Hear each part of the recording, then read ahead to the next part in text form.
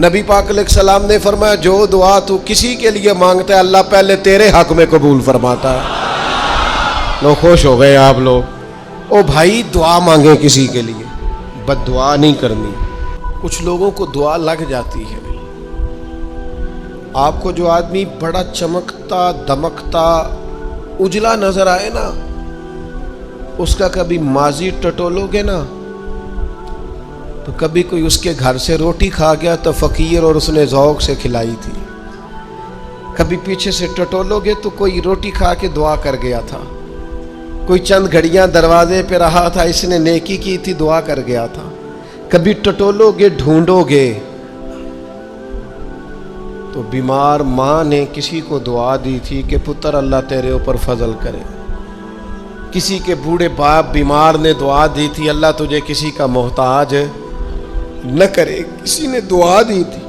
وہ دعا ہے جو اس کے دائیں بائیں آگے پیچھے چلتی ہے۔ کبھی کسی بندے کو اتنا تنگ نہ کرنا کہ وہ اتنی تکلیف میں آئے کہ وہ خود تو کچھ نہیں کر سکتا، ماڑا ہے، لیکن پھر وہ رات کو اپنے رب کی بارگاہ میں بیٹھ کے کہے کہ تو حاکم و عادل ہے مگر تیرے جہاں میں ہے تلخ بہت بندہ مزدور کے اوقات۔ پھر ایسا نہ ہو غریب ہے ماڑا ہے خود تو کچھ نہیں کر سکا پھر اللہ کی بارگاہ میں تیری شکایت کرے، ایسا نہ کرنا۔ میرے نبی پاک علیہ السلام کے درویش صحابی تھے حضرت سعید بن زید رضی اللہ تعالیٰ عنہ، فقیر فاقہ مست، حضرت عمر رضی اللہ تعالیٰ عنہ کے قریبیوں میں سے تھے۔ ایک عورت نے الزام لگا دیا زمین کے قبضے کا۔ میں کیسے آپ سے کہوں کہ جب لوگ کسی ایسے شخص پر جس نے زندگی ساری دیانتداری سے گزاری ہو لوگ الزام لگاتے ہیں نا تو یہ بھی نہیں سوچتے ہم بات کس کے بارے میں کر رہے ہیں، کھلی ہوئی زبان ہوتی ہے جو مرضی کہہ دیتے ہیں۔ حضرت سعید ابن زید پر الزام لگا دیا، اتنا بڑا آدمی محبوب کا صحابی اور عورت نے الزام لگا دیا۔ اور جب اللہ والے بد دعا دیتے نہیں، لیکن جب کوئی تکلیف اتنی دے کلیجہ پھٹ جائے پھر بندہ کیا کرے؟ وہی بات کہ اب وہ کچھ کہہ نہیں سکتے تھے، ایک عورت پر کس طرح کوئی بات ہو سکتی تھی؟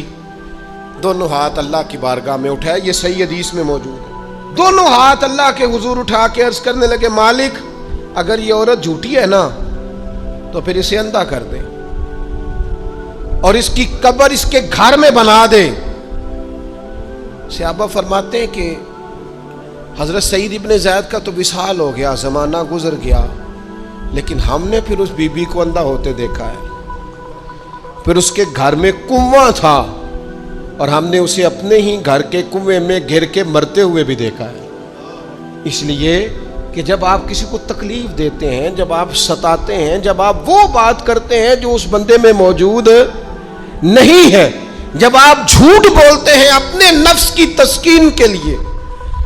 جب آپ زیادتی کرتے ہیں صرف اپنی انا کے لیے، تو پھر بعضوں کا دعائے ضرر نکلتی ہے منہ سے، دعائے ضرر،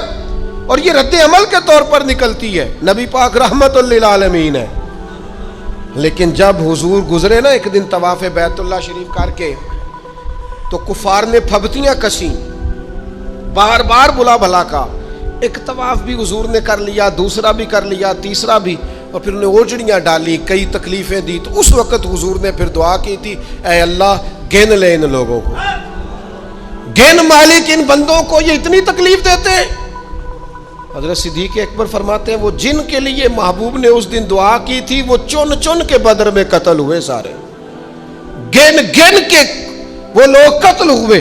کیوں ہم کسی کو اتنا ستائیں کہ اس کے منہ سے پھر ایسے جملے نکلیں جو ہم سے سنبھالے نہ جا سکیں؟ کسی کو اتنا نہ ستاؤ کہ وہ بیچارہ خود کچھ نہ کر سکے اور اللہ کے حضور تمہاری شکایت کرے۔ بچو، وہ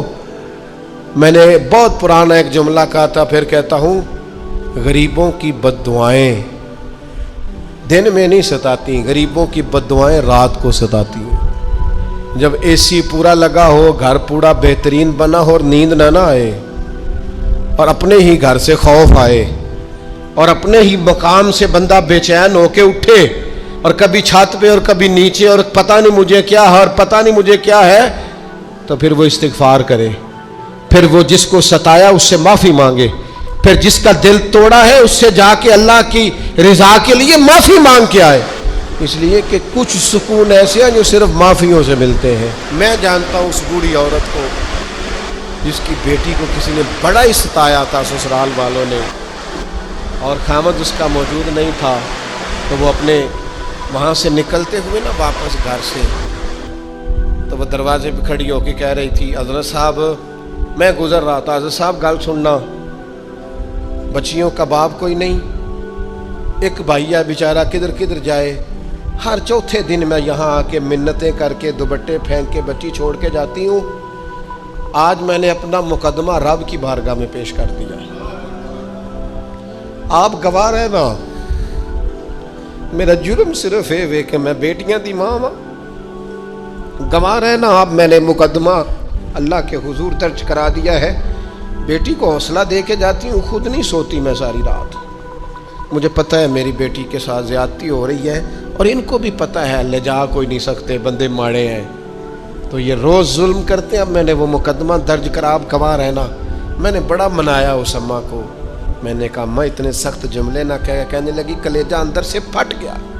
چھلنی ہے۔ ایک شخص کے کمرے میں جاتی تھی معافی مانگنے، چلو بچی سے غلطی ہو گئی تو اٹھ کے دوسرے کمرے میں چلا جاتا تھا، میں دوسرے میں جاتی تھی کیونکہ میں بیٹی والی ہوں، اب میں نے مقدمہ درج کرا دیا ہے، اب میرا رب جانے بہتر انصاف، میں بڑا اللہ کا گناہگار بنتا ہوں، میں نے پھر واقعی وہاں انصاف ہوتے دیکھا، میں نے وہ رنگ بدلتے اور حالات تبدیل ہوتے دیکھے۔ یہ یاد رکھنا زندگی خود بھی گناہوں کی سزا دیتی ہے، یہاں بھی زندگی خود بھی گناہوں کی سزا دیتی، یاد رکھنا، ذرا احتیاط سے منہ کھولنا کسی کے بارے میں، اللہ کے بندوں کے بارے میں اپنی زبانیں ذرا احتیاط سے کھولنا، ذرا خیال کرنا، کسی غریب کے بارے میں جملے سوچ کر بولنا، کسی کمزور کا مذاق اڑانا تو معاذ اللہ ذرا ہوش کرنا، اللہ سے ڈر کے بات کرنا، اس لیے کہ بڑی جلدی انصاف کا وقت آنے والا ہے، بڑی جلدی حالات بدلنے والے ہیں، تلک الایام نداولها بین الناس، اللہ لوگوں کے درمیان دن بدل دیا کرتا ہے، پھر لوگوں کو جگہ نہیں ملتی چھپنے کی، روک چھپانے کی۔ حضرت سعد بن ابی وقاص، بخاری مسلم دونوں میں حدیث، حضرت عمر نے انہیں کوفے کا گورنر بنایا تھا، حاکم بنایا تھا، کچھ لوگ حسد کی وجہ سے نیک لوگوں پر تنقید کرتے ہیں، اپنے ذاتی حسد کی وجہ سے اللہ کے بندوں کو ستاتے ہیں، پھبتیاں کستے ہیں، زبانیں کھولتے ہیں، اور آپ فرماتے ہیں جس نے میرے ولی سے دشمنی کی میرا اعلان جنگ ہے۔ حضرت فاروق اعظم رضی اللہ تعالیٰ عنہ نے حضرت سعد بن ابی وقاص کو حاکم بنایا کوفے کا، تو کچھ لوگوں نے شکایتیں کی، تو حضرت عمر نے کہا جاؤ پتہ کرو جا کے، معلومات کی، تو ہر بندہ کہنے لگا اتنا اعلیٰ تو بندہ ہو ہی نہیں سکتا جتنے حضرت سعد بن ابی وقاص ہیں۔ ایک بندہ کھڑا ہوا، صرف ایک، وہ کہنے لگا نہ تو یہ جہاد میں جاتے ہیں، نہ مال غنیمت صحیح تقسیم کرتے ہیں، نہ یہ عدل و انصاف کرتے ہیں، تین شکایتیں اس نے لگائیں۔ حضرت سعد بن ابی وقاص چونکہ زندگی ساری محنت کی تھی، جہاد کیا تھا، ساری زندگی انصاف میں گزاری تھی، دل ٹوٹ گیا، اللہ کی بارگاہ میں عرض کرنے لگے مالک اگر یہ ریاکاری کے لیے کہہ رہا ہے نا، یہ باتیں جھوٹ بول رہا ہے، تو پھر اس نے 3 الزام لگائے ہیں، تو میں 3 دعائیں کرتا ہوں، اس بندے کی عمر لمبی کر دے، اس کا فاقہ بڑھا دے، اور اسے فتنوں میں مبتلا کرنا میرے مالک۔ یہ دعا نکلی حضرت سعد بن ابی وقاص کی زبان سے۔ صحابہ اور تابعین فرماتے ہیں وہ بندہ اتنا بوڑھا ہو گیا، حضرت سعد بن ابی وقاص تو وصال کر گئے، بڑی شان سے دنیا سے گئے، لیکن وہ اتنا بوڑھا ہو گیا کہ اس کی بھویں جھک گئی تھی، اور فاقے کا یہ عالم تھا کہ فاقہ ختم ہی نہیں ہوتا تھا، اور فتنوں کا یہ حال تھا کہ بڑھاپے میں بھی معاذ اللہ چوکوں میں کھڑی عورتوں کو چھیڑ دیتا تھا، اور لوگ جوتے مارتے، تکلیف دیتے، باز کیوں نہیں آتا تجھے، شرم کیوں نہیں آتی؟ تو کہتا تھا لوگوں میں کیا کروں، مجھے حضرت سعد بن ابی وقاص کی بد دعا لگ گئی، میں نے ان کو ستایا، دل توڑا، اذیت دی، کیوں ہم اس طرح کے لفظ کہیں؟ حضرت مولا علی شیر خدا رضی اللہ تعالیٰ عنہ گرمیوں میں بھی موٹے کپڑے پہن کے پھرتے تھے. لوگوں نے کہا حضور سخت گرمی اور پھر آپ تو بڑے دلیر آدمی, جوان اور گرمیوں میں بھی موٹے کپڑے. فرمانے لگے نبی کریم نے دعا دی تھی کہ اللہ علی کو موسم کی شدت سے بچا کے رکھنا, موسم کوئی بھی ہو علی پہ اثر ہی نہیں کرتا, شیر خدا پہ اثر ہی نہیں ہوتا, موٹے پہن لوں پتلے پہن لوں, اللہ میرے جسم کو موسم کی شدت سے محفوظ رکھتا ہے. اپنے لیے دعائیں سمیٹ, چکروں میں نہ پڑھیں وہ جی سب کی اللہ سنتا ہے, کس نے کہا نہیں سنتا. لیکن کچھ ایسے ہیں جو ہاتھ اٹھا دینا تو رب کریم قبولیت سے فرماتے ہیں دیر نہ کرنا, ذرا جلدی جانا, قبولیت سے اللہ کہتا ہے. کچھ ایسے ہیں, دیکھیے سب کی دعائیں اللہ کے حضور قبول ہوتی ہیں, لیکن کچھ زبانیں ایسی ہیں جو رب کریم کو پیاری بہت زیادہ ہے. حدیث صحیح میں موجود ہے, نبی پاک علیہ السلام نے فرمایا, رب فرماتا ہے جب بندہ کثرت نوافل کے ذریعے میرے قریب ہو جاتا ہے تو وہ پھر اتنا قریب ہو جاتا ہے, اتنا قریب ہو جاتا ہے کہ میں اس کی زبان بن جاتا ہوں, جب بھی وہ سوال کرتا ہے میں اپنے فضل سے اسے عطا کرتا ہوں. بخاری مسلم دونوں میں موجود ہے. اب ایسی زبانیں جن کو اللہ تبارک و تعالیٰ کی بارگاہ سے یہ اذن مل گیا, کثرت عبادت, کثرت نوافل, زہد, ورع, تقوی, کہ اللہ کے حضور جب وہ عرض گزار ہوتے ہیں تو مالک ان کی دعائیں قبول فرماتا ہے. تو اب اگر کسی کو کسی ایسی زبان کی خبر آئی اور اس نے جا کے اس سے دعا کرائی اور اللہ نے اپنے فضل سے اس بندے پر رحمت کر دی اور دعا قبول ہو گئی, تو بتائیے حرج والی بات کیا ہے. اب اس پر بھی وسوسہ ہے کہ اللہ صاحب کی سنتا ہے, آپ نے فلاں کو دعا کے لیے کیوں کہا, اس پر بھی وسوسہ ہے. روحانی دنیا سے لوگوں کو دور کرنے کے لیے, اللہ کے نیک بندوں سے دور کرنے کے لیے,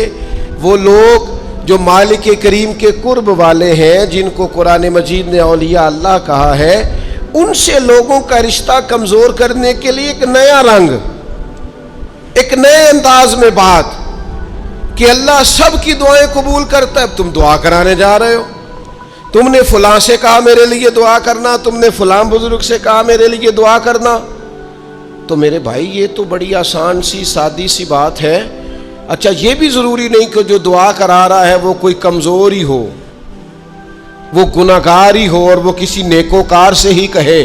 کہ میرے لیے دعا کرنا تو تبھی بات بنے گی. بعض نیک بھی کہہ دیتے ہیں اور اس سے کہہ دیتے ہیں جو درجے میں ان سے کم ہوتا ہے. کیا حضرت امام جعفر الصادق رضی اللہ تعالیٰ عنہ نے کہا نہیں حضرت داؤد طائی سے کہ میرے لیے دعا کرنا؟ کیا کہا نہیں بعض اساتذہ نے شاگردوں سے کہ دعا کرنا؟ کیا کہا نہیں کہ بعض مشائخ نے مریدوں سے کہ میرے لیے دعا کرنا؟ بھائی کیا بیٹا اپنے باپ کے لیے دعا نہیں کرتا؟ کیا بیٹیاں بیٹے ماں باپ کے لیے دعا؟ او سنو نا یار, اس سے بڑی میں آپ کو بات کیا سناؤں. بخاری مسلم میں موجود ہے, حضرت عمر فاروق رضی اللہ تعالیٰ عنہ عمرہ کرنے جا رہے تھے. اللہ کے پیارے رسول, رسول رحمت, محبوب رب اکبر صلی اللہ تعالیٰ علیہ وسلم نے فرمایا, عمر میرے بھائی ہمیں بھی دعاؤں میں یاد کرنا. اب بتاؤ اس سے بڑی مثال کہاں سے لائیں. حضرت عمر سے نبی کریم علیہ الصلوۃ والسلام نے کہا, عمر میرے بھائی ہمیں بھی اپنی دعاؤں میں یاد رکھنا. تو اگر حضور جناب عمر سے کہہ سکتے ہیں دعا کرنا, مجھے بتاؤ حضور کو ضرورت ہے جناب عمر کی دعا کی؟ یہ کس لیے کہا؟ یہ اس لیے کہا کہ ہمیں سمجھ میں آ جائے کہ کچھ لوگوں سے دعا کرا لینی چاہیے, کچھ لوگوں سے دعا کرا لینی چاہیے. بس اس سے زیادہ جملہ نہیں کہوں گا, کچھ لوگوں سے اپنے حق میں کچھ کہلوا لینا چاہیے, کوئی گواہی اپنے حق میں کرا لینی چاہیے. فائدہ ہوتا ہے, اس کا نفع ہوتا ہے, اس میں بڑے راز مضمر ہوتے ہیں, اس میں بڑے عقدے کھل جایا کرتے ہیں, اس میں بڑی آسانیاں ہو جاتی ہیں. میرے عزیز نبی پاک صلی اللہ تعالی علیہ وسلم نے فرمایا جناب عمر سے میرے لیے, हुजूर फरमाते हैं अल्लाह के कुछ बंदे हैं, अगर वो कसम खा के कहे ना या अल्लाह ऐसा कर दे, ये बुखारी मुस्लिम दोनों में मौजूद, वो कसम खा के कहे ना लौ अक़समा अलल्लाह ला अबर्रा, वो अगर कसम खाए तो रब उनकी कसम भी पूरी फरमा दिया करता। और मेरे भाई, मोहब्बत के लिए दिल ढूंढ कोई टूटने वाला, कोई जगह ऐसी तलाश कर जहां से दुआ मिल जाए, जहां से करम हो जाए, जहां से अता हो जाए, जहां से अल्लाह का फजल हो जाए। और फिर हमें भी चाहिए हम दुआएं देते रहें, माँ बाप को चाहिए औलाद को दुआएं देते रहें।